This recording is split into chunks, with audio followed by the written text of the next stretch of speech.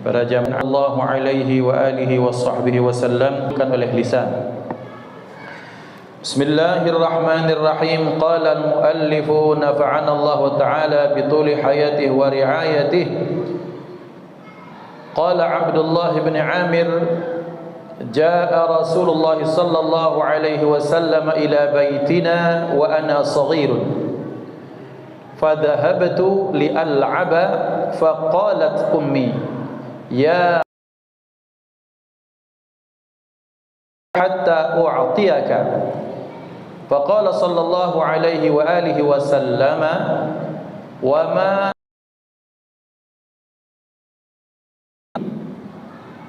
qalat tamran faqala amma innaki law lam taf'ali la kutibat alayki kadhibatan. Di dalam kitab Al-Ihya bercerita seorang sahabat kecil yang bernama Abdullah bin Amir, dan kita telah bahas bahwa dari sekian banyak nama, maka nama Abdullah adalah termasuk nama yang sangat banyak, baik itu sahabat maupun tabi'in maupun orang-orang sesudahnya. Sahabat Abdullah bin Amir bercerita, satu saat datanglah Rasulullah sallallahu alaihi wasallam ke rumah kami. Sementara namanya anak kecil, maka dia keluar, namanya anak kecil keluar untuk main. Maka faqalat ummi, maka kemudian ibuku berkata, ya Abdullah, wahai Abdullah, ta'ala hatta u'tiyaka, wahai anakku Abdullah, maksudnya Abdullah bin Amir yang menceritakan hadis ini, sini nak. Nah, ini panggilan ibu, sini nak, nanti kamu kukasih sesuatu. Kemudian faqala sallallahu alaihi wasallam, maka beliau Nabi Muhammad sallallahu alaihi wasallam bertanya, wa ma aradti, apun kata beliau, kalau kamu tak lakukan itu, maka niscaya omonganmu tadi kepada anak yang kamu anggap kecil itu dianggap satu kedustaan.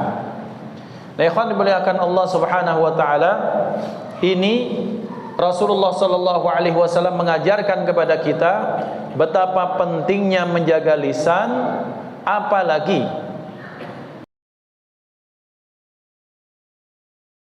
kepada anak-anak, bukan walaupun kepada anak. Kenapa? Karena sungguh ketika dia kecillah fase yang paling krusial bagi kita untuk mengajarkan dia berdusta atau berkata jujur. Maka ketika Abdullah bin Amir ini datang, maka ketika diceritakan bahwa satu saat beliau sallallahu alaihi wasallam datang ke rumah kami, saat itu aku sedang berangkat main. Namanya rumah didatangi Rasulullah, ibunya senang. Abdullah, sini nak. Kenapa? Nanti kamu kasih hadiah. Kira-kira seperti itu bahasa kita. Maka Abdullah, kamu bilang mau kasih sesuatu tuh, kamu mau kasih apa? Ya Rasulullah, aku kasih satu butir kurma. Maka kata beliau, jikalau kau tak realisasikan ucapanmu, maka omonganmu dianggap sebagai satu kedustaan. Apa pelajarannya? Pelajarannya bagi kita terutama, sahabat sudah bebas, tabi'in sudah bebas, karena sahabat adalah orang-orang yang dididik oleh Rasulullah SAW secara langsung. Maka kata beliau, kalau yang kau ucapkan itu kemudian tak kamu kerjakan, sekalipun itu kepada anak kecil, maka itu tetap dianggap sebagai satu kedustaan. Sementara ikhwan dimuliakan Allah Subhanahu wa taala, sering terjadi fenomena di masyarakat, jangan-jangan kita nih yang melakukan. Kenapa? Ayo sini, nanti tak kasih hadiah. Sampai dia 30 tahun umurnya tidak dikasih hadiah. Ada. Dicatat oleh Allah melalui para malaikat mencatat sebagai satu kedustaan. Dan jangan lupa ya ikhwan, sang anak mencatat itu sampai hari ini. Banyak mana kita dijanjikan sesuatu, kemudian tak direalisasikan itu janji, sakit hatinya sampai hari ini. Pernah tak kira-kira pengalaman Pak? Kakek balik, kakek kau kalau ini, kalau kau bersunat, kakek ku janjikan beli sepeda. Sampai santuk hari ini tidak dibelikan sepeda. Padahal hari ini kita mampu beli sepeda. Bahkan kita punya sepeda motor, bahkan kita punya mobil. Tapi hari ini masih kerasa sakitnya kita dibohongi oleh orang zaman dulu.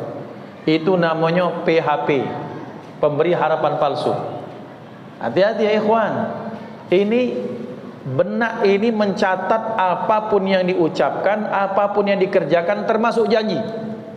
Jadi pernah kadang-kadang kita untuk membuat anak, menaklukkan dia, entah dia supaya dia tidak ribut, mungkin supaya dia melakukan sesuatu, atau supaya dia tidak melakukan sesuatu.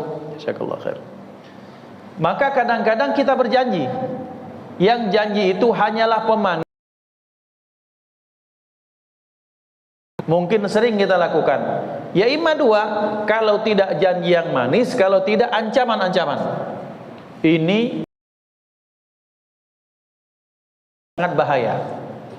Bahaya bukan kepada fisik, tapi bahaya kepada pembentukan karakter. Karena pertama, satu, anak akan menjadi pendendam. Ikhwan, orang kalau sakit hatinya, entah dengan kata-kata, entah karena ancaman, maka karakter seperti itu. Satu, kalau nanti tak ajak jalan-jalan, mungkin nanti diajak nonton bidar di Sungai Musi, macam-macam lah janji gitu, belikan baju baru, tak terrealisasi, sakit hatinya sampai sekarang, maka anak akan jadi pendendam. Bahasanya, kita memaafkan, tapi kita tak lupa dengan janji itu sampai hari ini. Saya tak lupa itu sampai sekarang. Al-Fakir tak lupa. Ada fulan bin fulan, sehingga Ustaz kaget kita umroh, sampai hari ini tak diumrohnya. Alhamdulillah walhasil anak sudah haji, alhamdulillah, umroh pun sudah. Tapi ngingat janjinya itu sakit ini hati. Karena kenapa? Dia menjanjikan, oh pokoknya manis sekali janjinya. Seperti calon legislatif pengen cariin masa banyak-banyak, sambil ngejuk amplop, sambil ngejuk baju, sambil ngejuk mungkin apa karpet masjid, sehinggonya kalau di sini di Kuto ini menang, kaget ku berangkatkan umroh galo-galo. Sampai hari ini jangankan batang hidung, bulu hidung juga tidak nampak wong itu. Tercatat ya ikhwan, dendam orang. Hati-hati, jangan sembarang kasih janji kalau tak bisa. Karena kenapa? Karena bahasa kita, bahasa tadi disampaikan, walaupun hanya kepada anak kecil, itu dicatat Allah sebagai satu bentuk kedustaan. Dan sekarang kalau diingat-ingat, sudah berapa kali kita lakukan ini? Okelah kita bilang bahwa Ustadz kami ini jadi korban. Kalau kita jadi korban, putus sampai di kita, jangan kita lakukan hal yang sama. Ini kalau tidak sulit, ingat, awas kalau nakal, kayak kena sontek, ancaman. Yang kedua, awas nanti kalau tak lakukan nanti nanti diadukan ke polisi. Dua, ancaman. Yang ketiga, ayo nak belajar, kalau kau naik kelas nanti kau kujanjikan makan di mana, tak dipenuhi, maka ini bentuk kedustaan. Sementara Rasulullah sallallahu alaihi wasallam dalam pembahasan yang lalu, beliau bersabda, iyyakum wal kadhiba. Hati-hati, kalian jangan sampai kalian berdusta, karena kedustaan itu yahdi ilal fujur, akan mengarahkan orang itu kepada dosa yang jauh lebih besar. Dan orang kalau sudah fujur, fajir, fasik, maka dia akan diarahkan kepada azab Allah, murka Allah. Dan kalau orang sudah tercatat di dalam Lauhul Mahfuz sebagai seorang pendusta, maka dia akan tetap dianggap sebagai pendusta, wal iyadu billah. Maka kadang-kadang ada nih, Al-Fakir pernah ngantar anak waktu itu, anak Al-Fakir melok ya, terus siapa yang mau hadiah silakan nunjuk. Anak nunjuk, jawab ini. Sampai selesai acara, sampai hari ini anak Al-Fakir ini sudah masuk 2 SMA, belum dapat hadiahnya. Nyugai wong tu besar. Maka lau lam taf'ali, adapun engkau wahai Ummu Abdillah, kalau kau tak berikan tamroh, tak berikan satu butir kurma yang kau janjikan, ini peringatan sampai gampang berjanji. Peringatan untuk kita semua, jangan sampai gampang berjanji. Jangan memanis-maniskan sesuatu hanya untuk menarik perhatian supaya orang mau melakukan perintah kita, kemudian kita akhirnya menjanjikan sesuatu yang kita memang tak punya niat untuk merealisasikan, menepatinya. Na'udzubillah. Kalaupun pernah terjanji, maka tolong kemudian hal tersebut kita tunaikan walaupun terlambat. Kalaupun tidak, maka kita minta maaf sebelum yang memintakan maaf itu ahli waris kita. Ikhwan, bapak ibu atau bapak jamaah semua, minta maaf kalau ayah kami ada hutang, sangkutan harta atau pinjaman barang ataupun janji yang tak tertepati. Itu kan namanya yang mintakan maaf itu siapa? Ahli waris kita. Berarti kita lah mati. Nah, mumpung sebelum itu terjadi, kita yang lebih afdal, kita minta maaf atas kesalahan-kesalahan janji-janji kita terdahulu, supaya kalaupun anak cucu kita tak sempat memaafkan, maka hal tersebut sudah bersih di yaumul hisab nanti. Maka ikhwan dimuliakan Allah. Yang kedua, kalau ternyata janji tersebut kita tepati, maka saat itu tanpa sadar dalam benak, dalam alam bawah sadar anak-anak zuriat kita sudah mengajarkan al-wafa bil ahdi, menepati janji. Dan itu merupakan satu pendidikan karakter yang luar biasa. Orang kalau sudah menepati janji, selamat dia dari nifaq. Orang kalau menepati janji, fa insyaallah anak keturunannya pun akan menjadi orang yang jujur dan amanah. Karena kenapa? Karena sang ayah itu sudah biasa menepati janji. Ikhwan dimuliakan Allah, mari kita perhatikan anak sekecil ini. Kalau dia sudah kita mulai mintai pendapatnya, kita ajak musyawarah, maka ini anak merasa dihargai. Dan kelak nanti ketika dia besar, dia pun akan mengajak pendapat, minta pendapat orang lain, menghargai pendapat orang lain. Karena kenapa? Karena ayah, bundanya, keluarganya sudah menghargai dia dari kecil dengan minta pendapatnya. Berarti seseorang, orang tua, kakek, nenek, ayah, bunda, abi, umi, kakak-kakaknya, atau mungkin siapa yang ada di dekatnya, penuhi, maka ini kita saat itu sedang menyiapkan generasi dengan karakter yang mau dia menepati janjinya ketika dia dewasa kelak. Maka jangan anggap remeh sesuatu yang kecil menurut kita. Kadang-kadang kita menganggap kecil perkara yang gampanglah, budak kecil ini gampang, belum terti. Dia tidak terti, tapi ingat, sampai hari ini dia akan ingat. Atau jangan-jangan pernah kita di alam, bapak-bapak ikhwan semua mungkin pernah dijanjikan, mungkin Ustaz Jamal pernah dijanjikan, atau mungkin Kandozul pernah dijanjikan, habis itu bapak ini, mamang ini meloho baik, besar uap baik bahasa kita, janji kan. Betapa kecewanya orang kalau ternyata sudah berharap kemudian tak ditepati. Apalagi nih janji umroh, janji berangkatkan haji, janji ini, janji itu. Sementara haji umroh melihat Ka'bah bertawaf itu merupakan impian seorang muslim. Dan itu dengan tak surah rakyat. Na'udzubillah. Maka tepati janji kalian wahai para pemimpin rakyat. Kalau tidak, akhirat itu akan dimintai tanggung jawab oleh Allah Subhanahu wa taala. Semua yang pernah dijanjikan satu Indonesia akan berbaris menunggu untuk kita ini diadili dengan janji pada orang tersebut. Emang gampang berjanji, bahaya ini. Maka Rasulullah mengajarkan kepada kita hati-hati dengan janji yang kita ucapkan. Yang berikutnya, an Ummi Kalthumin radhiyallahu anhuma annaha sami'tu Rasulullah sallallahu alaihi wasallam yaqul laisal kadzdabul ladzi yuslihu bainan nasi fayanmi khairan aw yaqulu khairan, muttafaqun alaih. Zada Muslimun fi riwayatin qalat Ummu Kalthum atau Kulthum walam asma'hu yurakhisu fi syai'in mimma yaqulun nasu illa fi thalath, ta'nil harba wal islaha bainan nasi wa hadithar rajuli imra'atahu wa hadithal mar'ati zawjaha.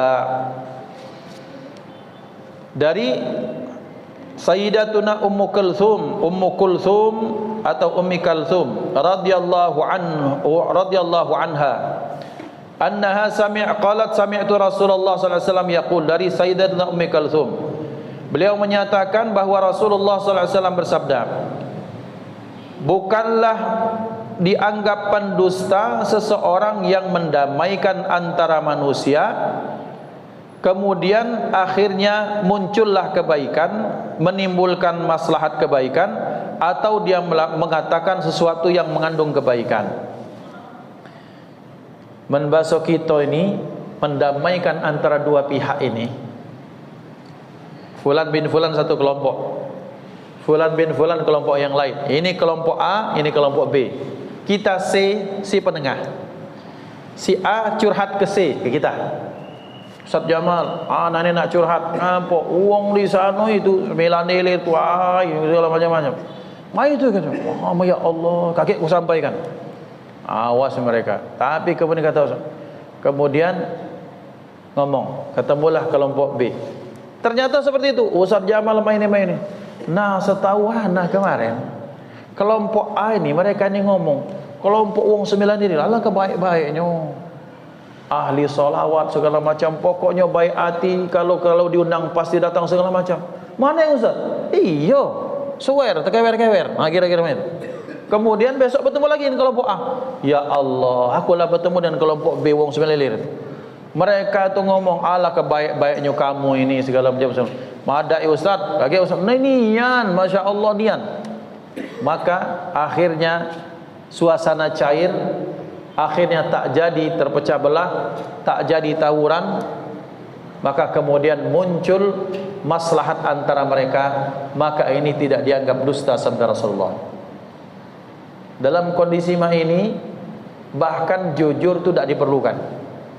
Lah tahu orang nak bunuh, ini nak bunuh, kata Ustaz Jamal, oh ya adonian ngomong, memang adonian kelompok itu ngolah-ngolah ke kamu. Nah, kemudian muncul pertikaian, muncul kemudian tawuran, hilang nyawa, luka-luka. Siapa yang bersalah? Ustaz Jamal.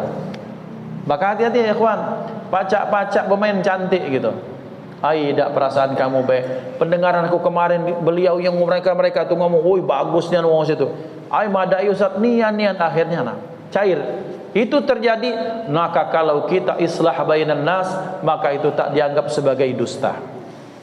Maka dalam satu hadis Rasulullah sallallahu alaihi wasallam dinyatakan oleh Ummu Kulthum, Rasulullah sallallahu alaihi wasallam itu tak pernah memberikan rukhsah orang berdusta kecuali dalam 3 kondisi, kata beliau. Pertama al-harbu. Pertama peperangan. Yang kedua apa? Islah bainan nas. Yang kedua mendamaikan antara orang yang bertikai. Yang ketiga wa hadithur rajuli imra'atahu wa hadithul mar'ati zaujaha. Yang ketiga rayuan seorang suami kepada istrinya dan rayuan istri kepada suaminya. Ini tidak dianggap berdusta. Maka ikhwan dimuliakan Allah, tidak dianggap berdusta ketika ternyata ini ada pasukan musuh, kemudian kita sebagian di sini, kemudian akhirnya di sini sebagian, kemudian kita menyergap. Ini bukan bentuk kedustaan. Karena sabda Rasulullah, fa innal harba khida'. Karena peperangan itu ya strategi. Maka kita tak dianggap berdusta. Maka kemudian banyak dalam kondisi dalam peperangan Islam ada mata-mata yang dikirim untuk melihat apa kondisi musuh, kemudian untuk melemahkan musuh secara psikologis dengan cerita ini itu terjadi dalam Islam. Maka kemudian ikhwan, yang kedua islah bainan nas, kita mendamaikan antara dua pihak, suami istri. Kemudian apalagi mungkin antara dua suku, mungkin antara apalagi mungkin antara dua keluarga besar. Tidak seperti yang diceritakan dalam riwayat seperti kemarin, seorang hamba saya yang gemar sekali namimah, dia mengadu domba sehingga hilang nyawa suami dan istri, sehingga bermusuhan, berbunuh-bunuhan antara kedua mantan besan. Itu bahaya. Maka tak dianggap berdusta kalau kita mendamaikan orang yang sedang bertikai. Yang ketiga, yang tak dianggap berdusta, rayuan seorang suami kepada istri. Gombal, romantis, tapi syar'i lah bahasanya. Ngapo yang digombali bini dewek, harim dewek. Oh, Masya Allah, alangkan cantik kau ini dek, betino apa-apa tuh lewat bayar mereka. Memang lewat depan rumah gitu kan, lewat-lewat maksudnya itu kan. Ya Allah, bidadari kalau turun lewat baik dia. Siapa maksudnya itu? Tak akan naksir ke kita kan? Ya Allah dek, pokoknya kau. Masya Allah, itu tak dianggap berdusta. Karena kenapa? Untuk menyenangkan hati sang istri. Mak mano kak masana dek tadi, wois, dak katik duonyo masaanmu. Yo masinnya, yo pahitnya, dak lemaknya. Dak katik duonyo kan? Disangkoi dak katik duonyo lemaknya kan? Oh, dak katik duonyo masaanmu, Masya Allah. Sehingga nyoba yuk kita makan bareng. Pas makan terjelit matanya. Nah, ikhwan dimuliakan Allah SWT, tak jadi dusta itu untuk menyenangkan hati pasangan masing-masing. Dan ini kadang-kadang hal yang terlewatkan karena kita menganggap sunnah itu zikir, sunnah itu solawat saja, sunnah itu berjamaah saja, sunnah itu pakai siwak saja.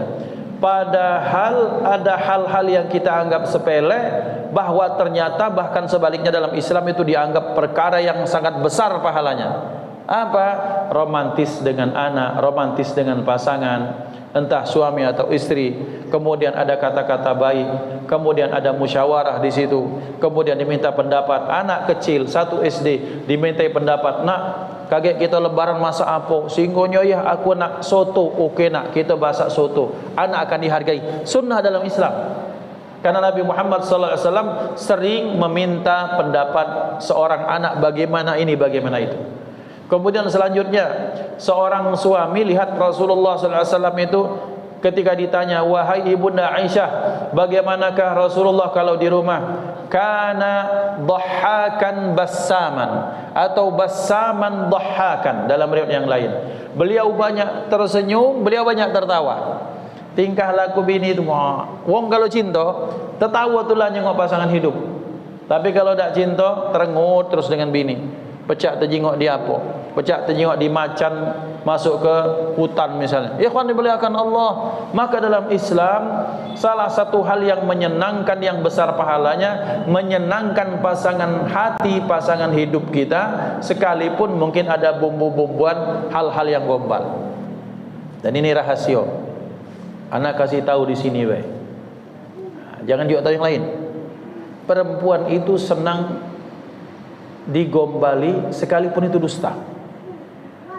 Lah tahu harim kita ini dak katik mambu-mambu wong Cina, mambu wong Arab tu yo kita hitam lah. Alah kaputih kau ini dek misalnya. Kakak ni baca nian. Padahal dia tahu dia tu halum hitam belentung tu tahu, tapi dia tetap senang. Itulah tabiat wanita. Maka supaya dia tak dapat hal itu dari luar, dari orang yang haram dia mendapatkan pujian itu, kita yang memberikannya sebagai suami. Jadi siapa bilang hal ini tak boleh? Sangat boleh. Sebagaimana sang istri, Masya Allah kakakku ini memang pujaan hatiku. Arjuna, Gatot Kaca lewat galau itu. Pokoknya belagak kakak ini lah pokoknya. Tak kata yang paling belagak segagah kakak ini di rumah ini. Di rumah ini, di luar kan lain lagi masalah. Artinya apa? Artinya itu bukan dianggap sebagai satu bentuk dusta. Lihat bagaimana Islam meramu hal-hal seperti ini yang dianggap tabu oleh orang. Tidak ada tabu dalam Islam. Karena itu diletakkan pada tempatnya, dan ini merupakan bentuk syariatnya Allah SWT. Kalau yang dirayu bini orang, harim orang, istri orang, ini baru berdosa. Dirayu kok istri sendiri, sebagaimana Rasulullah SAW ketika menyatakan bahkan hatta fi bud'i ahadikum sadaqah, bahwa sampai ketika seseorang menggauli istrinya itu akan jadi sedekah. Ya Rasulullah, seseorang menggauli istrinya dapat pahala. Lah iya kata Nabi. Kalau memang bayangkan kata beliau, ngajak untuk berpikir secara logis. Kalau diletakkan sesuatu yang itu kita letakkan pada sesuatu yang haram, dosa tidak? Dosa ya Rasulullah. Berarti meletakkannya pada tempatnya itu merupakan hal yang diridhai Allah Subhanahu wa taala. Lihat ternyata Islam ini tak sekedar ngurus kita di masjid. Islam tak sekedar ngurus kita dalam musalla. Islam tak sekedar ngurus kita bagaimana guru dan murid, bagaimana berjamaah, bagaimana meluruskan saf, bagaimana wuduk yang benar. Bahkan Islam mengajarkan kepada kita bagaimana sikap yang baik dan tepat di dalam keluarga yang dianggap itu biasa saja bagi orang yang tak mengenal Islam. Hakadha, maka ini merupakan bentuk tarbiyah dalam Islam. Selanjutnya, yang berikutnya al-hathu ala taqlilil kalami. Anjuran untuk sedikit berbicara atau jangan banyak ngomong. Qala sallallahu alaihi wa alihi wasallama, telah bersabda Rasulullah sallallahu alaihi wa alihi wasallama, min husni islamil mar'i tarkuhu ma la ya'nihi. Termasuk tanda indikator bagusnya kualitas Islam seseorang, ia meninggalkan apa-apa yang tak penting baginya. Ini hadis Rasulullah sallallahu alaihi wasallam. Dalam bahasa yang lugasnya, kalau kita ingin melihat kualitas Islam seseorang, lihat apa yang dia tinggalkan, yang tak dia lakukan, tak dia ucapkan, dan apa yang dia ucapkan dan apa yang dia lakukan. Artinya seseorang itu akan kelihatan kualitasnya dari ucapan yang dia ucapkan maupun dari tingkah lakunya yang dia perbuat. Kalau dia bergesah bahasa kita tu meloho sehinggonya yang penting dapat rokok, yang penting dapat kopi, nak dia dusta cerita tu yang tak masuk akal, tak apa-apa. Yang penting pacak makan, pacak merokok segala macam. Nah, ini orang yang Islamnya masih perlu dibenahi. Bukan tidak Islam, bukan, dia tetap muslim, tapi keislamannya harus dibenahi. Karena orang yang Islamnya baik, ucapannya dia fikirkan sebelum terucap. Dan orang bijak, pikirannya, otaknya mendahului lidahnya. Orang bijak, otaknya berfikir mendahului lisan yang dia mengucapkan kata-kata.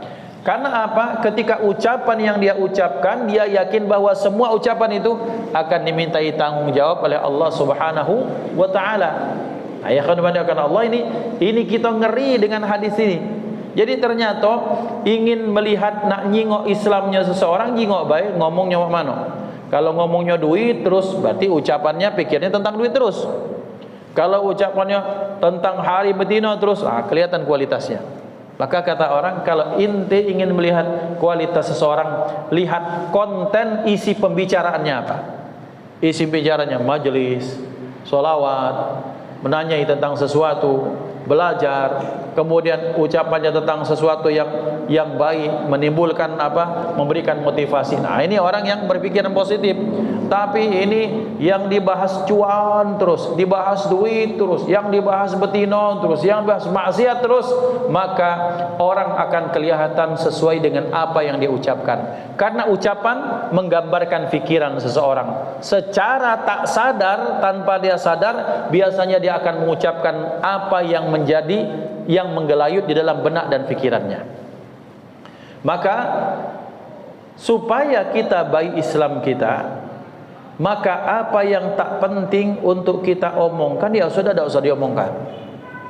Sampai bahas kemarin itu dan ini dan itu, sebab-bab yang tak penting, yang kemudian ada orang, kemudian ala kebesak tinggi orang, kemudian ada jarinya 6 misalnya. Apa urusan kalau jarinya 6? Penting bagi kita. Aku lihat kemarin ada segala macam. Ikhwan billah, kadang-kadang kita bahkan termakan oleh sesuatu yang memang tak penting dan kita ikut menimpalinya. Urusan Indonesia ini, biarlah urusan haula itu yang sudah mencalonkan diri sebagai duduk di kursi panas sebagai anggota DPR kemudian menjadi pemimpin negara, itu urusan mereka. Nak jalan bagus atau tidak, kalau kita nak protes, layangkan ke DPR misalnya. Tapi urusan kita nak ngurusi masalah embargo ekonomi, itu urusan kita. Bukan urusan kita. Urusan kita apa? Mak mano anak bini kita pacak makan yang halal, mak mano anak-anak kita pacak sekolah. Kadang-kadang kita membahas perkara yang bahkan kita tak paham sama sekali. Kelihatan kualitas kita di situ. Maka ikhwan dimuliakan Allah, ketika ditanya fa in qila, ketika ditanya, ma dhabitul kalamil ladzi la ya'ni syakhsa, apa konten atau hal yang dianggap kata-kata itu tak sesuai atau tak penting bagi seseorang. Maka dinyatakan fal jawabu anna dhabitahu kullama tad'u ilaihi hajatun diniyatun au dunyawiyatun. Yang penting atau tidak adalah ketika dia ngobrol itu, perkara tersebut menambah kebaikan baik untuk agamanya maupun untuk urusan dunianya. Mana kita ini ngapa? Alangkah sibuknya kita ini ngaju ke proposal. Mak manola kita ini biar kedepannya bukan kita ngaju ke proposal, tapi kita punya pemasukan dewek. Jadi kita nak ada ketangan. Tiap bikin musola, tiap bikin masjid, hatta sekarang naudzubillah di Oganilir. Anda berani disebutkan karena itu kabupaten kami. Itu ada dusun-dusun yang ketika wong mati, ada ketangan, minta duit alasan untuk ahli musibah. Padahal anda tak yakin 100% ada diunjukkan ahli musibah, pasti ada persenan dia yang minta-minta itu. Artinya bisnis kedukaan, bisnis musibah orang lain itu namanya. Terjadi ya ikhwan, terjadi. Nah, bagaimana supaya kalau kita mau bangun tempat ibadah, musholla kah, masjid kah, pesantren kah, bahwa kita punya usaha sendiri seperti Al-Azhar. Ya ikhwan, Al-Azhar itu dari TK sampai SD, SMP, SMA, S1, S2, S3 enggak bayar sama sekali. Tidak bayar SPP, uang muka, uang pangkal, uang awal tahun, SPP tidak. Semuanya gratis. Kalaupun dari sana Azhar itu namanya beasiswa, sudahlah gratis, dikasih uang lagi, itu beasiswa namanya. Nah, ikhwan dimuliakan Allah SWT. Ngapo? Karena mereka ada badan usaha dewe.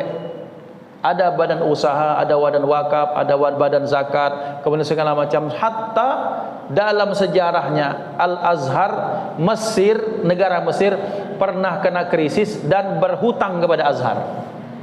Lihat, berpikir kita seperti itu. Jangan sampai yang kita bahas nih besok berapa nomor keluar.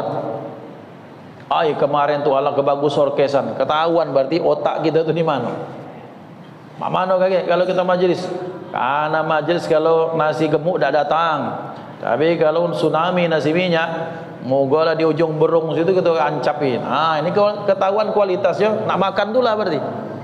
Ya ikhwan dimuliakan Allah, maka orang yang baik Islamnya, dia meninggalkan ucapan-ucapan yang tak menyokong maslahat agama maupun maslahat dunianya.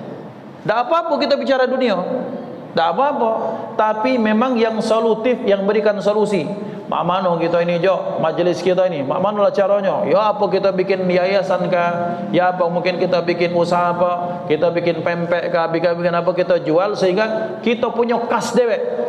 Tidak setiap ini nyari wong soge lemak yang kita ini dapat pujian atau kita dapatnya sudah tidak dapat duit dirotoi lagi. Kan malu nih. Maka berarti kita bikin yayasan, kita bikin produksi kita. Itu namanya ucapan yang ada maslahat untuk dunia. Boleh, penting dan tidak dianggap sebagai lagho. Itu tidak dianggap sebagai perkara yang kemudian tak ada manfaatnya. Ada, karena seorang mukmin ketika dunianya baik pasti adalah untuk agama dan akhiratnya. Orang kalau dia mukmin ya ikhwan, kalau dia mukmin artinya imannya bagus, maka kalau dia ada harta, dia akan sedekah yang pertama. Yang kedua dia akan berbagi, dia akan bayar zakat. Kemudian dia akan berangkat haji dan umrah. Dia melakukan kebaikan-kebaikan. Itu kalau orang punya iman. Artinya orang iman bicara tentang dunia, maka pasti ujung-ujungnya adalah untuk agama dan akhiratnya. Apalagi yang dibahas untuk akhirat. Ini kita di komplek ini belum ada musola. Bagaimana kita bikin musola urunan dari pembahasan seperti itu. Kita ni ada musola tapi tidak katik pengajian. Mana kita adakan? Kita hire ustaz. Nah itu kan namanya pembicaraan yang penting. Nah ikhwan dimuliakan Allah Subhanahu wa taala. Kadang-kadang kalau satu sudah datang bagaimana? Kita aku kemarin jalan-jalan ke situ, ini jalan-jalan ke sini. Sementara yang lain tu yang tak katik itu melongo mendengarnya. Lah melukai perasaan mereka gitu. Maka melihat Islam seseorang itu berkualitas atau tidak, lihat dari ucapan yang diucapkan, perbuatannya apa, dan apa yang tak penting untuk dunia dan agamanya dia tinggalkan. Maka itu orang yang disebut sebagai meninggalkan perkara yang tak penting.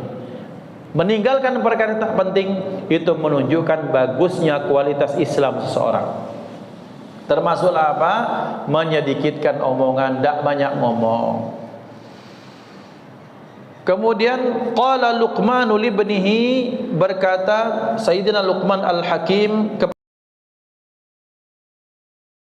bunayya, wahai anakku, ma nadimtu 'ala samti qattu fa innal kalama idza kana min fiddatin kana as-sukutu min dhahabin. Wahai anakku, aku tak pernah menyesal atas diamku tak berbicara, atau aku tak pernah menyesal karena aku jadi pendiam. Maka karena mengapa wahai anakku?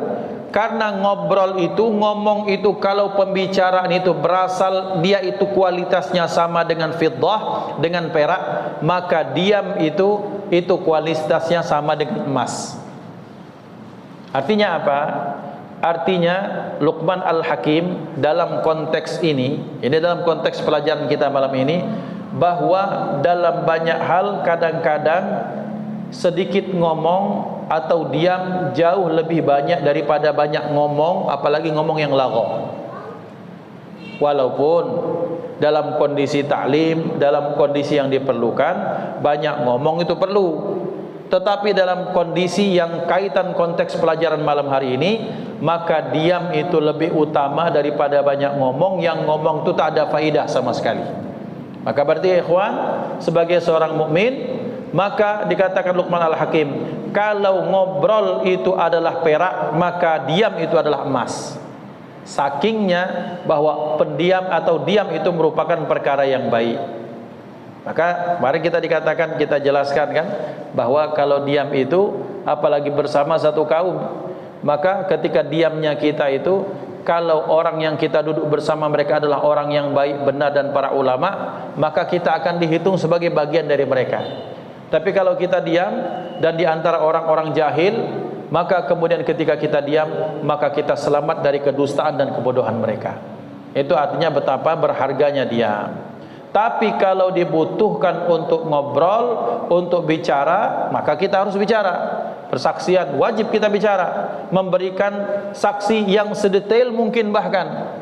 Atau ketika kita menjelaskan sesuatu, kalau kita dagang, menjual produk sedetail mungkin produk yang kita jual, mana baiknya, mana buruknya, mana plusnya, mana minusnya. Jualan mobil, sehingga ini mobil nak beli payu tidak sudah, tidak pacak mah itu. Sehingga ini kami ini jual mobil, mama no galak payu dah galak sudah. Oh iya wong kita tidak jualan mobil, bukan jualan donat. Menjualan donat gampang, digigit selesai. Ini kan nak dinyok mesinnya, tahunnya berapa, rangkanya mana. Maka deskripsi itu dijelaskan dengan sejelas-jelasnya dengan omongan, dan itu wajib. Tapi kan banyak ngomong meloho, besak uap, ini bang dihindar dalam Islam. Sehingga yang penting dia tuh menjadi orang yang hebat, pusat perhatian, walaupun yang dia omong adalah dusta, maka orang yang taqlilul kalam, maka kualitasnya sama dengan emas. Yang berikutnya, Al-Hasanul Qazzazu yaqulu, bunya hadzal amru ala thalathati asya'a. Imam Hasan Al-Qazzaz berkata, perkara di dalam agama kita ini, perkara kita ini, urusan kita ini dibangun atas 3 pondasi. Alla ta'kula illa indal faqati, bahwa jangan engkau makan kecuali engkau lapar. Wala tanama illa indal ghalbati atau ghalabati, dan jangan engkau tidur kecuali engkau tidur yang ngantukmu sudah sangat ngantuk. Wala tatakallama illa indad darurati, dan jangan bicara kecuali itu memang ada kepentingannya. Ikhwan dimuliakan Allah, kalau nak makan pas lapar, ini masih kenyang masih makan, itu kan namanya sudah lidah hitam, lidah sapi. Bekonyel terus tak sudah-sudah. Nah, agama ini dibangun atas dasar kalau kamu lapar baru makan, kalau kamu ngantuk baru tidur, dan kalau penting sekali maka baru ngobrol, baru bicara. Kalau tak penting tak usah bicara. Ini menunjukkan apa? Menunjukkan bahwa bentuk kehati-hatian kita. Karena dalam satu maqalah ulama dinyatakan man kathura kalamuhu kathura khata'uhu wa man kathura khata'uhu kathura dzambuhu. Siapa yang banyak berbicara ditakutkan akan banyak salah di pembicaraannya. Kalau banyak salah ya potensi akan banyak dosa, dan banyak dosa ilan nar, naudzubillah. Maka mudah-mudahan kita mampu menggunakan nikmat yang baik ini, nikmat lisan yang diberikan Allah. Ketika kita memang penting, ada kepentingan untuk bicara, dan ketika bicara kita bicara yang baik dan itu berkualitas. Yang berikutnya kita menjaga jangan sampai dengan pembicaraan kita akan mendatangkan masalah di akhirat kelak. Berarti dengan qaulan kariman, qaulan layyinan, qaulan sadidan, qaulan ma'rufan, qaulan baligha, dan mudah-mudahan kita dimasukkan oleh Allah Subhanahu wa taala sebagai orang-orang yang mampu menjaga lisannya. Amin Allahumma amin. Hadanallahu wa iyyakum ajma'in. Usikum nafsi bittaqwallah. Ya Rabbana i'tarafna bi annana qtarafna wa annana asrafna ala ladha ashrafna fatub alaina tauba taghsil li kulli hauba واستر لنا العورات وآمن الروعات واغفر لوالدينا ربي ومولودينا والأهل والإخوان وسائر الخلان وكل ذي محبة أو جيرة أو صحبة والمسلمين أجمع آمين يا ربي أسمع فضلا وجودا منا لا باكتساب منا بالمصطفى الرسول نحظى بكل سول صلى وسلم ربي عليه عد الحب والصحب عداد طش السحب والحمد للإله في البدء والتناهي سبحان ربك رب العزة عما يصفون